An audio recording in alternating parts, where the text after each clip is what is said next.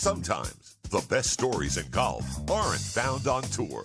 You'll find them at the back of the range. And here's your host, Ben Adelberg. Welcome to the Back of the Range. I am your host, Ben Adelberg. This is episode 83.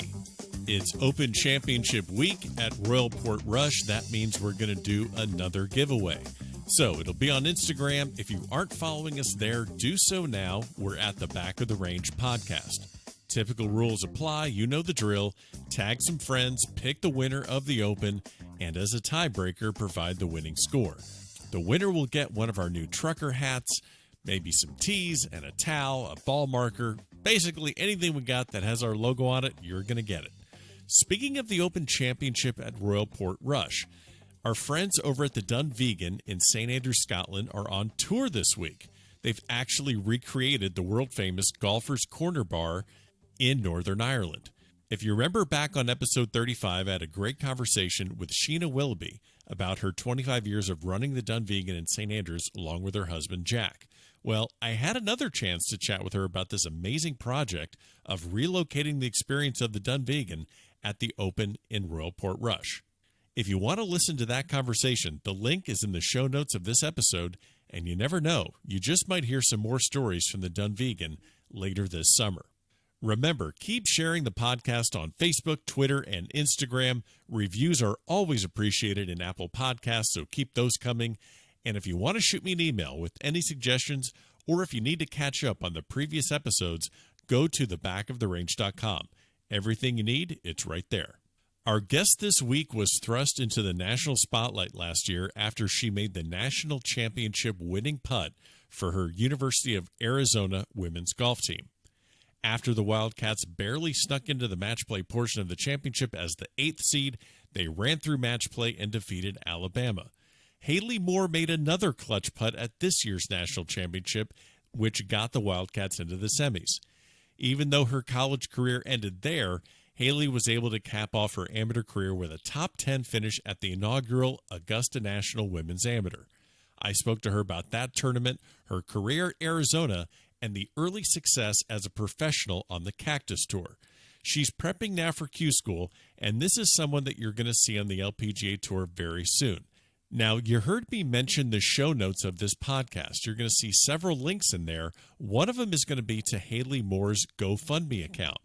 Might want to take a look at that, and if you want to support someone that is starting their career as a professional, this is a perfect way to do so. So let's get started. Haley, thanks for joining me here at the Back of the Range. How are you? I'm good. How are you? Thank you so much for having me. Absolutely. Well, I'm glad you can join us. We like to promote in our episodes on Instagram. I know you follow us on Instagram, so that's nice to have a guest that kind of knows the drill and knows what we do around here. We had your coach from Arizona, Laura Ianello, on last season. That was a lot of fun. What do you miss most about being on that team right now? You're a new professional. What's the one thing you miss most about school? I definitely miss the team aspect, all of my teammates, and just my coaches, just because I won't really be seeing them as much. I'll be watching them online basically now instead of seeing them in person. But one of my teammates, Bianca, she's planning on being pro too and going to Q School. So I'm hoping I'll be able to see her. And I definitely do miss the team, but I know that Coach Laura, she's going to do great things with all the new freshmen coming in and with all the players returning. They're going to do pretty well these next couple of years. Oh, yeah. Yeah, I would not be surprised if they're right up there again fighting for another national championship in next year and the years to come. I know that Coach Ianello picked up Coach of the Year, so lots of back-of-the-range mojo all over the place at Arizona. Before we talk about your college experience, recently turning pro, you also had that great invitation to play in the very first women's amateur at Augusta National. I always like getting into the start of my guests' golf journey, so to speak. So tell me a little bit how, and you're not the only golfer in the family, so tell me a little bit about getting into the game, growing up in Escondido, California. How did you get started with golf? So I was about 5 years old at the time, and that was when I actually just first started up picking a golf club. And my brother, who was he's 2 years older than me, I kind of just went down to the range with him one day, and I just saw him hitting balls, and my dad and my grandpa, basically kind of my whole family, was kind of just playing golf, like kind of just for fun at first and just trying it out. And so I just kind of grabbed on the clubs, and they were kind of just teaching me just like how to swing it. And so I just started swinging it, and I hit some good shots, and then I hit some really bad ones. Okay. That sounds like all of us, so that's okay. But it seemed pretty cool. 'Cause basically, there was a local coach here in California, he's like a starter coach for the new kids who are starting golf. Sure. We were kind of with him for a little bit. He would do clinics for us on the weekend. He would host a clinic that we would go to on chipping, putting, and hitting, just to try to get us better at the game. And then when I was 6, I took about a year to practice. Then I played in my first tournament ever when I was 6 years old. And actually, that first tournament, it was at the time it was called the Callaway Junior World Golf Championship. So it's a huge tournament. Yeah. Like, a lot of people from around the world come to California and play it. And so I was in the 6 and under division. So there were only 5 girls, and since I wasn't really much into the game, I came in last place, but it was actually pretty cool. And there was actually a news station down there, and they actually they caught a video of me skipping down one of the fairways, because I played a par 3 course. Sure. But I was skipping down the fairway, and they're like, "Oh, who cares how she's playing? She's just having fun strolling down the fairway." Perfect. That's golf right there. That's what golf should be at all times. Yeah. And so, after that tournament, I started playing in a local golf association, and it just kind of progressed from there. I did play. I played soccer and softball when I was younger also. Okay. I played soccer for about 3 years. Then I just did softball and golf, just because it's kind of hard to do 3 sports at once. Yeah. And then I did softball for probably another 3 years. Then at that point, I had to decide between golf and softball, just because I would be missing a lot of softball games on the weekends because I had golf tournaments. So Sure.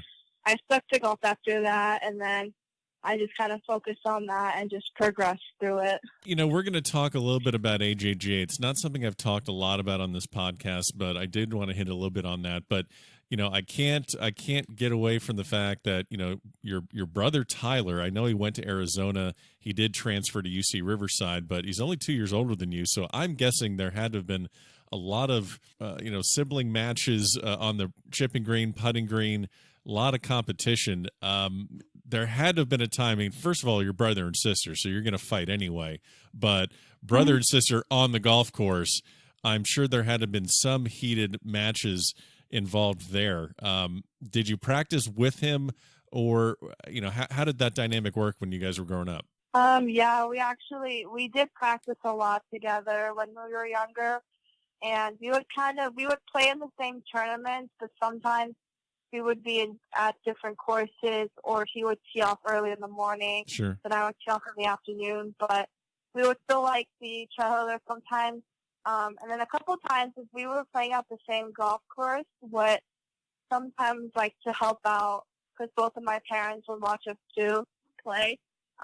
So to help them out, they would pair us back to back. Oh, nice. He would be the last group of boys up, and I would be the first group of girls. Sure. And that would not just for my parents, but for me and myself, I can also just kind of see how he's playing, and Okay. we can kind of maybe. If he makes a birdie, I'm I need a birdie. If I can watch him make a birdie, we can kind of feed off of each other. Okay. So that's pretty cool. And even today, we still practice. We'll see each other practicing, or we'll go out to our country club and we play in this group together with another group of guys. And it gets pretty competitive because we may not be in the same group, but like if we're playing good, we'll come in and we'll be like, "What'd you shoot?" And I'll be like, "Oh, I shot this," and he's like, "Oh no, crap, you got me." All right, Yeah. so let's see. Would you rather beat someone? I mean, how much joy do you get out of beating your brother versus maybe another person on the Arizona team? I mean, would it get that? I mean, is that what would drive you? Like if you're beating him or beating some of his friends, or is it just you'd end up being in the same group and not that competitive, or was that like kind of like a driving factor when you guys were starting and playing together? It's not too competitive when we beat each other, just because we know it could happen. I mean, Sure. because we both have really great talent, and one day we might just not play the best that we can. And Right. Okay. I mean, I think it's like here it comes. I could feel it. It's coming. I know it's coming. I mean, beating him feels nice, but beating another person like on another team, Sure. especially like if it was for me like to win an individual title or someone who was like ranked better than me, like to beat them overall, that kind of feels a little bit better. Sure. Of course. Of Yeah. course. What's a shot that you would love to have your brother hit for you because it's not your strength? And maybe what is a shot that you would like take off your brother's hands because it's not his strength? So I mean, we both hit the ball pretty long, but Okay. he hits it farther. So on a couple holes, on some holes at our Country Club, I would love for him just to tee off for me. That way I can have a little bit of a closer distance into the green. Right. And then for him, if I had to hit a shot for him, he would probably want me to probably hit like some wet shots. Okay. Or maybe to do like if there's like a chip where it's kind of downhill and you don't have much green. Because I've been working on a lot of like the shots where I've short-sighted myself and I don't have much green to work with. He might have wanted me to do those. So. Nice. So AJGA, you had a phenomenal 2015. Your first team All-American, junior All-American in the AJGA. Many top 10 finishes, many wins throughout your career. And then one thing I'm seeing which is kind of a continuation into the college game, is you're tough in match play. So, talk to me a little bit about junior golf. How that helped you get into the shape to play D1 athletics? When I first started playing in the local SCJGA tournaments and SCPGA, I played those before I got into AJGA. Right. There really weren't a lot of match play, but it was more stroke play. But I knew at the college level, I knew that there are some tournaments that you can play about this match play, and then I would always watch the Solheim Cup, the Ryder Cup, President's Cup, all through PGA and LPGA Tour. And so if I wanted to be at that level one day, I would have to experience this match play format and just how different it is in regular stroke play. And so when I just first started playing the AJGA, one of my goals was to get on the Wyndham Cup team and play on the junior Solheim Cup team. Mm-hmm. And I knew I just had to just play consistent golf and the invitationals, get top 10, get top 10 in big tournaments, maybe win a couple tournaments. And then I was actually, and just kind of from watching the Ryder Cup and Solheim Cup, I think I was kind of learning how in the best ball format with my partner, I could kind of figure out who would be the best partner for me. Okay. Because since I hit it long, I would want my partner to have a good short game, or who would be really good on the putting green, making putts. And then alternate shot is pretty tough. So I would like someone who's about equally as long as me or has about equally the same game as me. That's probably the best. That's probably the best person you want to have out there. Yeah. And so when I was actually in a movie theater, I remember with my mom, and I got this call during the theater from this number. I had no idea who it was, and they left me a voicemail. And so I listened to it after we get out of theater, and it was that I'd been selected to play on the Wyndham Cup team for the West team. And I was pretty happy just because that was a big goal of mine. Sure. And it was my last year playing AJGA tournament. It wasn't even my last year to be eligible to play in it. So I knew a lot of the guys and the girls who were going to be on the team, so I knew we had a really good shot of winning it. I got along with them really well during the match play. And then same thing with the Junior Solheim Cup. I was actually at the Women's Amateur in Portland. My dad was caddying for me. And after the first round, one of the assistant captains, she was actually from the AJJ. She was tournament director for some of the invitational tournaments, so I knew her pretty well. She was I think she was a rules official that week for USGA. And Sure. So I'm just having lunch outside, and she comes up and tells me that I've been selected as the captain's pick.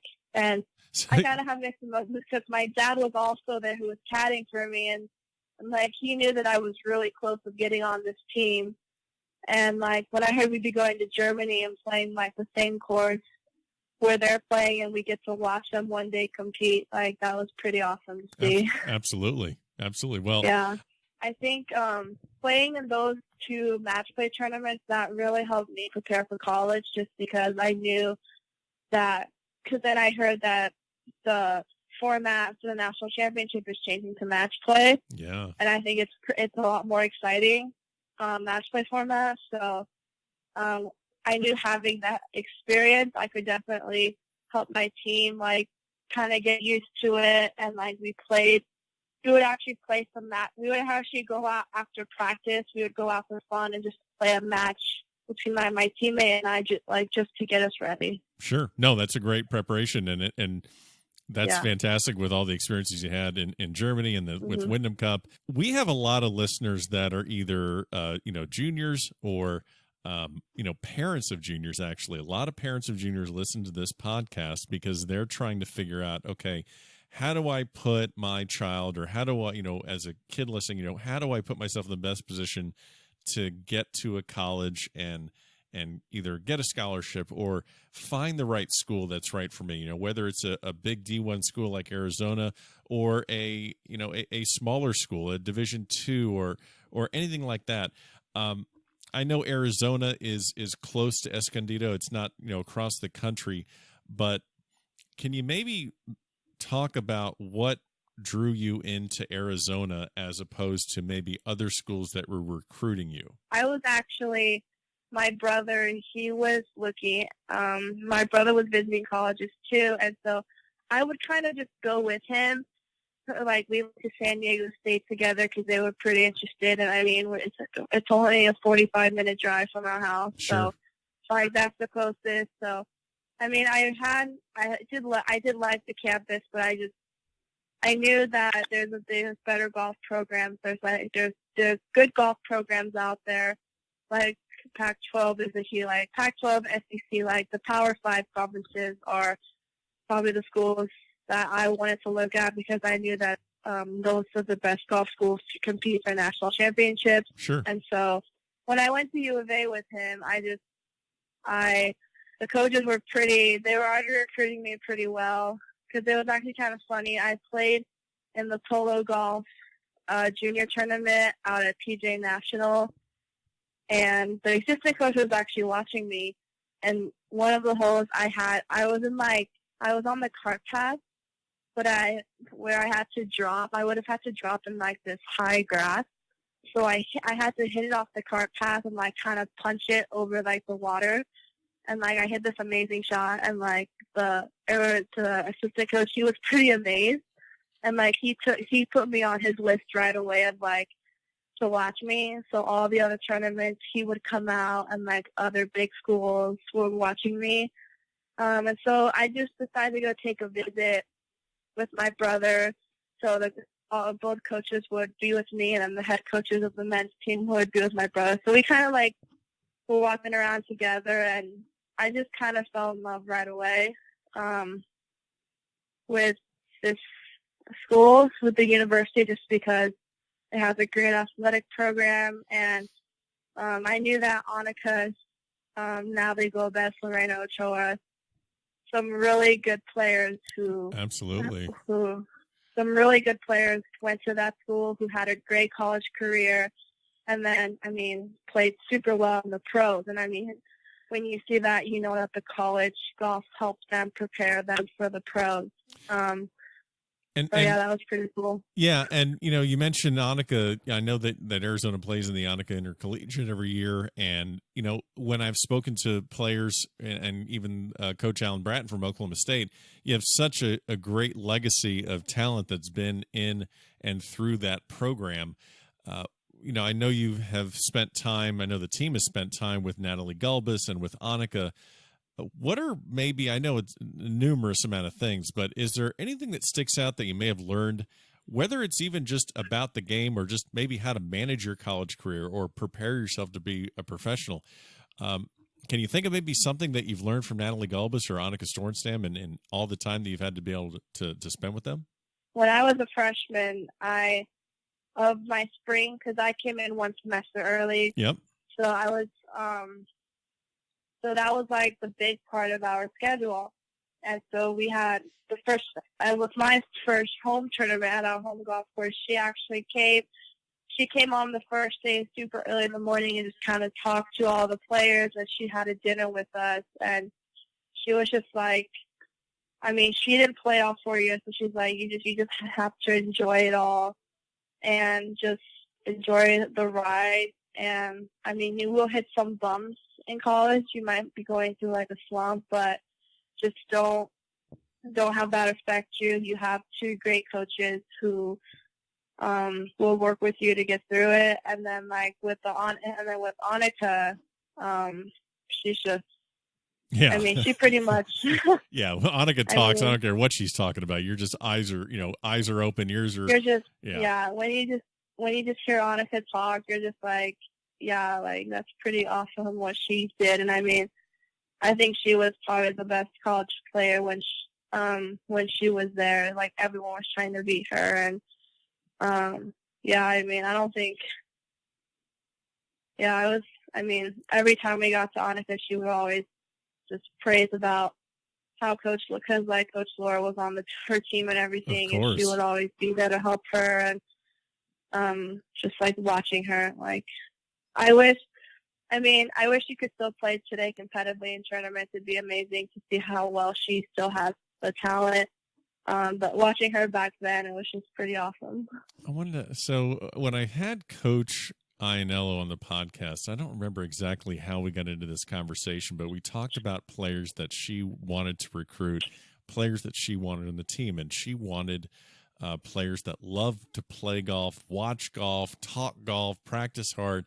And I just said kind of, in jest, I said, so you just like golf dorks? And she's like, oh, yeah, that's who I want. I want dorks. I want complete, utter golf, addicted kids that just cannot get enough about it. What is when you're not playing, when you're not practicing, are you watching swings on YouTube? Is Golf Central on 24/7, or do you try and get away from it? It's kind of a mixture of both. Oh yeah, if golf's on TV, come on. If any major is on, then yeah, I'll definitely watch that.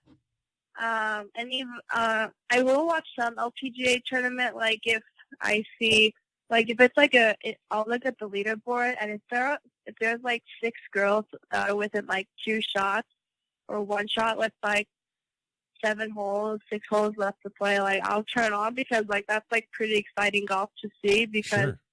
But I do watch it, and then sometimes, it just kind of depends. But I see a lot. I'll see highlights on Twitter and Facebook. So just kind of watching those are pretty cool to see too. Yeah, so. Yeah. Social media kind of takes care of stuff that you missed from the coverage. So that's fine for me to see too. All right, so let's get into a little bit about the I want to talk a little bit about the national championship. You guys picked that up last year. You made that dramatic 5-foot putt. This year you make the dramatic putt against USC to get you into the semis. So I was actually watching that, but actually both putts, but this past year, the putt that you made to get into the semis, I was watching that live, and I just was like, oh, I can't. I mean, I don't want to say I can't believe it, but I was like, yep, she did it again. And then I got text messages from a lot of my friends who know I have this podcast, and they're just texting me, Haley Moore. I'm like, yeah, I'm watching it. I got it. I see what's happening. So I'm going to pass over the typical question of what does it feel like to make a putt like that. I want to go into what you do to prepare yourself and put yourself in the best position to make putts like that. Because again, a lot of people that listen to the podcast, they're amateurs. They'll be playing a club championship, or they're playing a match against their buddies, and they got that 5 to 7 footer left to right break, or they got a 25 footer up the hill. What put you in the best situation to make that putt through your practice sessions in Arizona? What are some of the drills that your team does to get your putting sharp? You know, what are some of maybe the mental exercises you do to clear the mind and just, you know, freely stroke the ball? So one drill that our coach kind of came up with us. It's just like 10 feet around the world. So you put like six to 10 tees just like around the cup from 10 feet. And I mean, they're a mixture of uphills, downhills, uphills left to right, uphills right to left, downhills left to right, downhills right to left, or just kind of like flat putts that have right to left or left to right breaks. And basically, if you want to try to get it in three under or better, but the key is if you leave it short or if you go more than 2 feet, it's more than 2 feet past the hole, it's a bogey. Okay. But then if you hit it past the hole inside 2 feet, then it's a par. So I mean, it's kind of more based about your speed. But there was when she first gave us this drill, a couple of my girls on my team, it would take them like 4 times to after like the 4th time they finally got it. So like, I mean, they would kind of get like a little upset, like, oh my gosh, come on, this seems so easy. Why can't I do it? But like, I think every time I just kind of kept challenging them to know that like they can do it, because it does kind of feel like a pressure situation. Sure. Yeah. And so, I mean, after the first time, they kept doing it like every practice, and they were getting better and better at it. And then after our regional practice round, we were doing a drill that one of our teammates, it's called like Catch Me If You Can. Sure. And it's basically, it was also from 10 feet. And so basically, if there's 3 girls in it, you can have like 1 tee or 2 tees separating each girl. And so I think there were 2 tees, because like it's so like if the first girl makes it, she gets to move on. But then if the next girl misses, she has to stay there. So like the girl that's behind her, if she catches up to her, makes it, and then the girl misses it, the girl who was in that same spot like is eliminated. So like that's kind of pressure too, because like if you see her moving closer, you're like, oh my gosh, I need to make this putt. Like this putt could mean something. And we would also kind of play like just putting contests after practice was over. And we would just pick we would pick like a 10-foot putt, then we would go to like a 5-foot, then we would go to like a 20-footer putt, and then even do like if we had 2 putts to win a match, like for like a lag putt, we would pick like a lag putt just to lag it up there. So we would kind of just think of like competitive games to play, just because we knew that like we wanted to get back to the finals again, and like we knew that there would be other teams out there practicing a lot harder than we were to like make a lot more putts and just to be in that more competitive drive. But we were practicing like the same stuff too. Absolutely. Well, you guys were one match short. I know you you got to the semis this year after winning the national championship last year, so you guys were almost there. Yeah. But fell one short. I guess the thing that I kind of want to know is that you said you went into school very early, so you went a semester early. I believe you were 17 when you started college. I believe that's correct. Yeah. Yeah. So you're 17. You're there early. You're there as a freshman. You play in a major at the age of 15. So you've had these really high profile experiences at such a young age, and now you're starting to play you're starting your professional career. What are maybe some of the things, or can you think of something that you had to experience as a freshman that you wish you were maybe better prepared for? I guess, as a senior leaving school, can you maybe speak to the difference in your personality and maybe in your maturity, since you started college? Like, what are you better at handling now than you were as a freshman? When I first kind of stepped onto the campus, like in that spring semester as a freshman, I was kind of very shy at first. Like I would kind of really only like talk to my coaches like before I mentioned stuff to my teammates, just because I did know who they were, but they're older than me, and right. I just didn't, I was still trying to get very mature. So like some of the stuff I would say, like when I was 17, wouldn't come out right to them, just because I'm just so young and that they may not understand it. Right. So that was kind of a bit scary too, but I just learned from other teammates, just how they kind of mature up. And like each year my maturity got better. I was talking a lot more, and like, if a teammate was struggling, like I would kind of help them, be like what do you need to work on? Like is there anything you need? I can definitely like give you some stuff to help you or anything like that. And so yeah, it was the first like year and a half. I was like very shy, but I still am a little shy today if a stranger just comes up to me, but I won't walk away like what I normally do. I might try to talk to them a little bit. Okay. Especially because like I have people who come up to me like today and be like, "Oh, I watched you last year in this show. You had an amazing career, right. An amazing story. Like, good luck."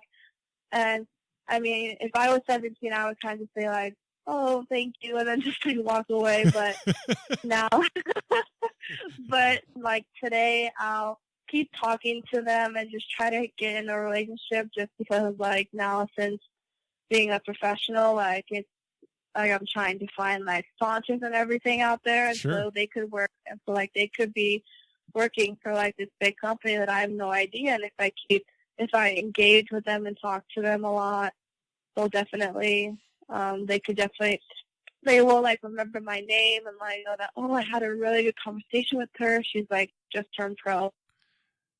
It would be nice to get to know her more, maybe. Yeah, no, that's an excellent point, and that's not just because you're turning pro. That's just, you're thrust into the spotlight, and people that are coming up to you, they want to have your golf game. They're rooting for you. So that's, you got to keep that in mind. That's fantastic that you have the self-awareness to realize that it's gonna, you're building relationships, and who knows where that relationship will take you. So you're a professional now. You just picked up your first victory on the Cactus Tour, which is a developmental tour for women out on the West Coast.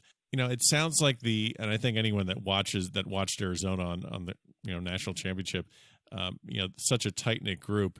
Are you trying to maybe form a crew like that you can travel with or share experiences with as a professional, or are you maybe trying to just kind of forge your own path? What's been your experience thus far as a professional? It's kind of been by myself lately. My mom has been traveling with me these first couple tournaments. But there's actually, because I played the two Cactus Tour events that I played this year in Las Vegas. I played last year also, but as an amateur. Mm-hmm. So some of the girls from like last year were playing that same tournament. So I remember them, and like they remembered me, and so.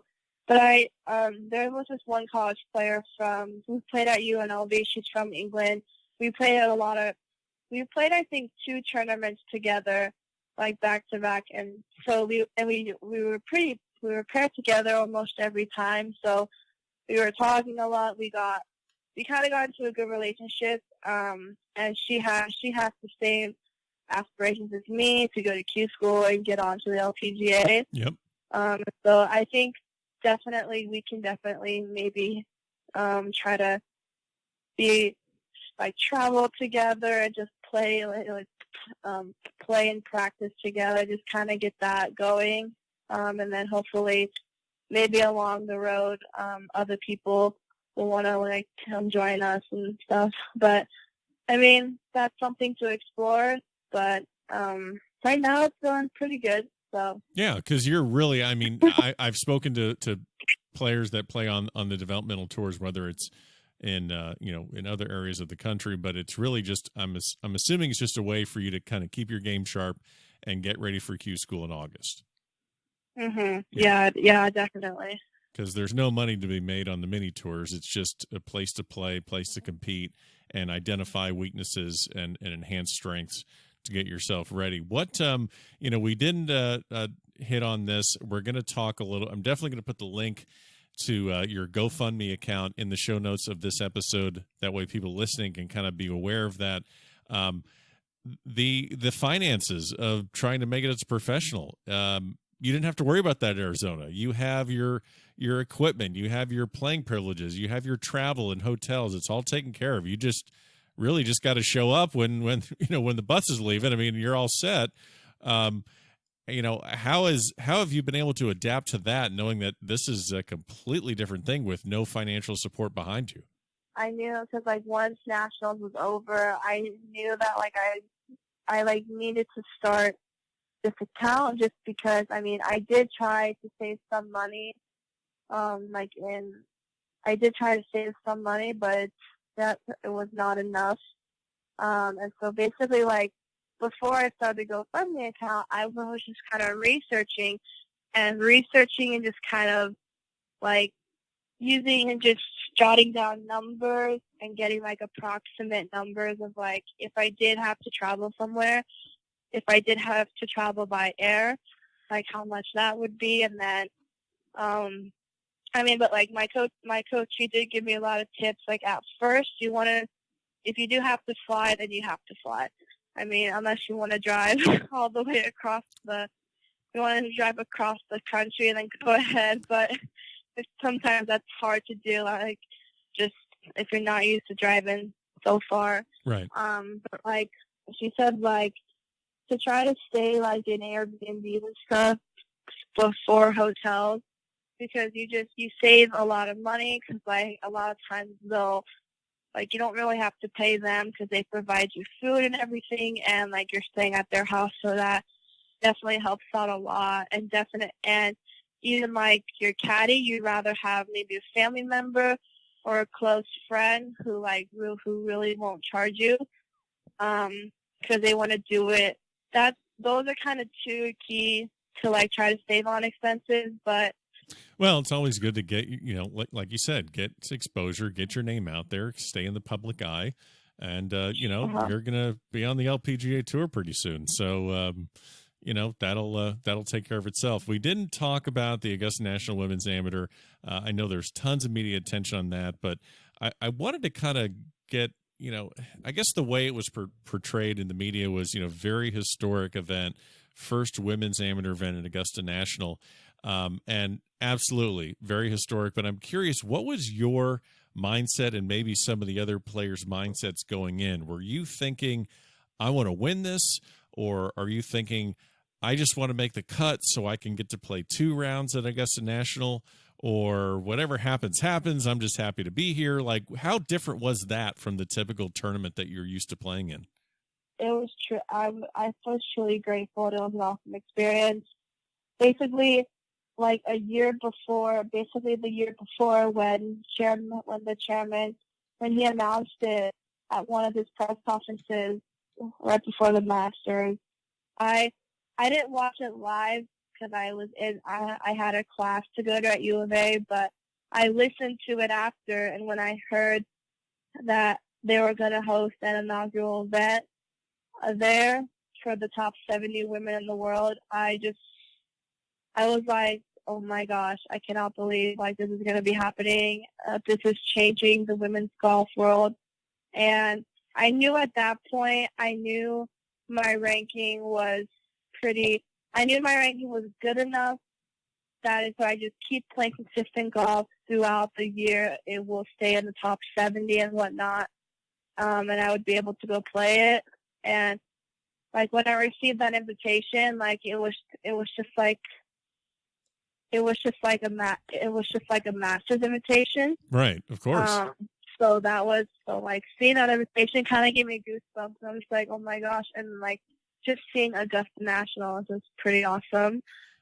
But yeah, like going into that tournament, I mean, it would have felt nice. I mean, I did have expectations of winning it, but I really wanted to enjoy the experience. And I mean, it was a big goal of mine to make the cut just because I knew they were going to televise it, and that basically the televising would have a huge impact on like the whole world watching, and especially all those little girls out there who want to be at our level one day, like for them to watch it. Even for like the local ones who live in Georgia who wanted to go out and watch us play, like I think they had a better time than we did because like they just want to watch us and just experience this great golf and be out there one day in our footsteps and everything.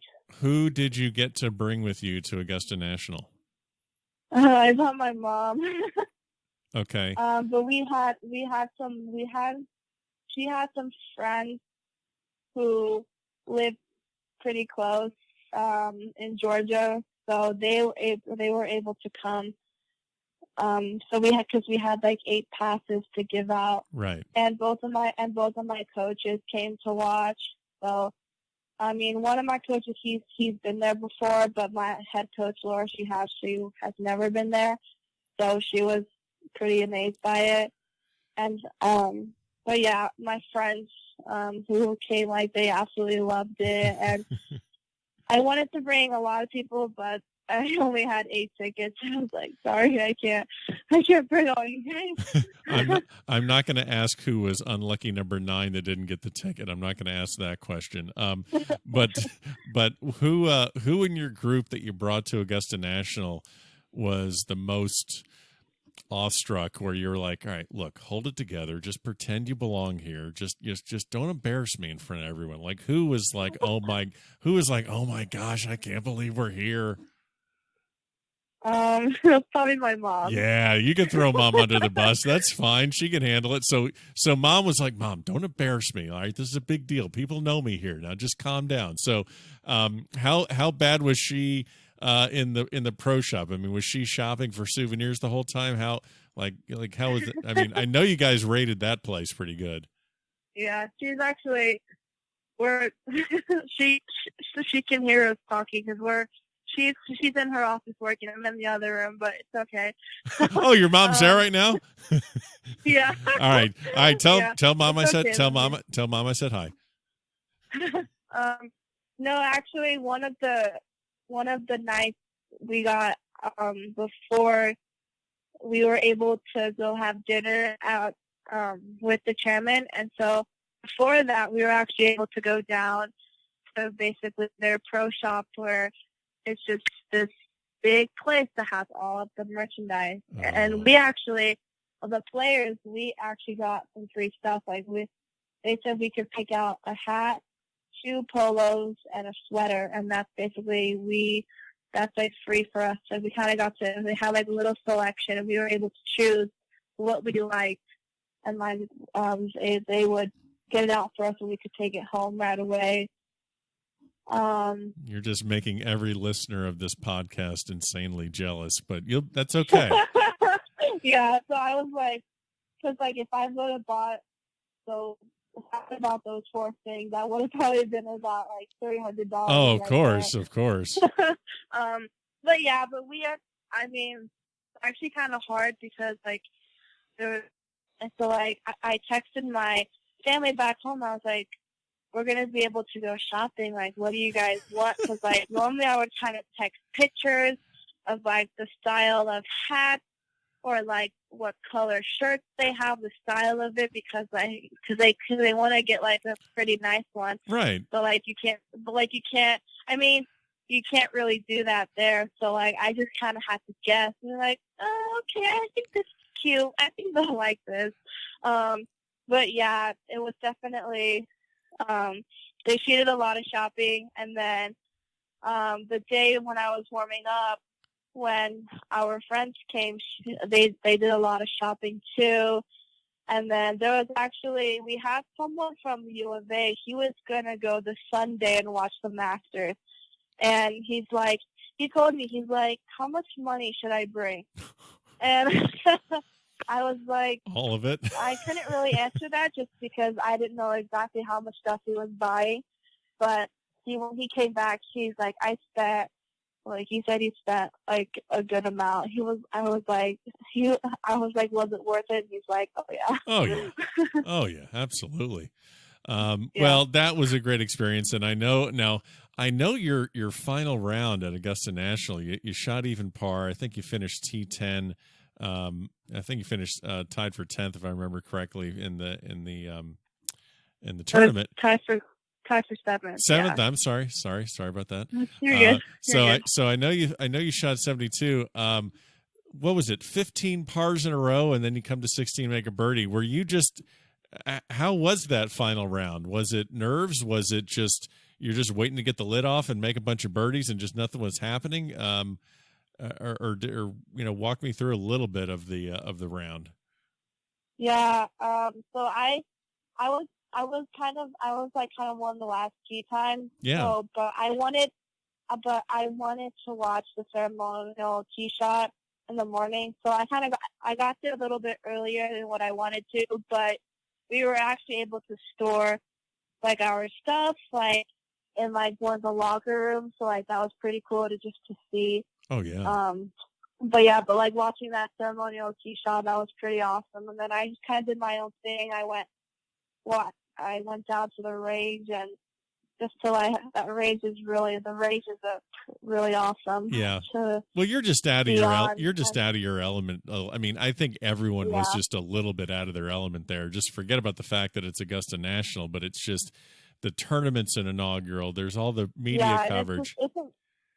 It's insane. Like, because we're driving there, because like we have these shuttle vans that are shuttling us, and just you don't know that golf course is there.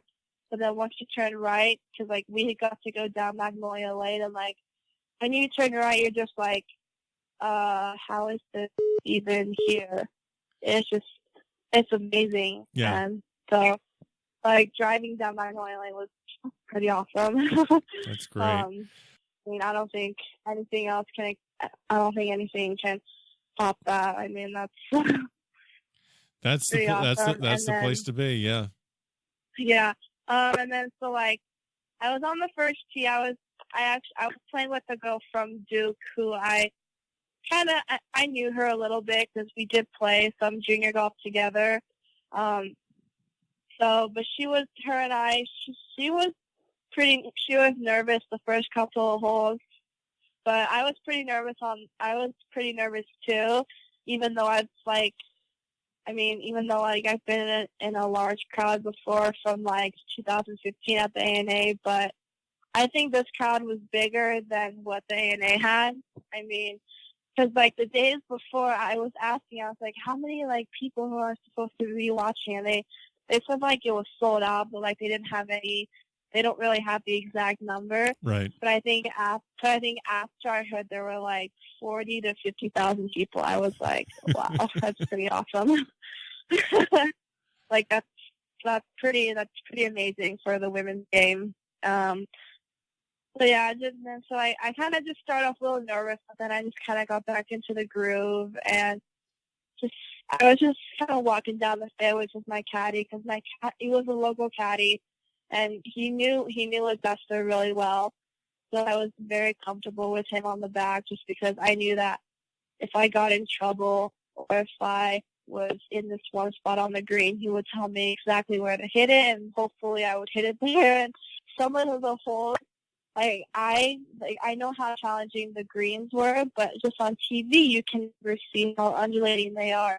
But like this one hole, he told me, okay, you have to aim 5 feet to the right. And I'm like, really?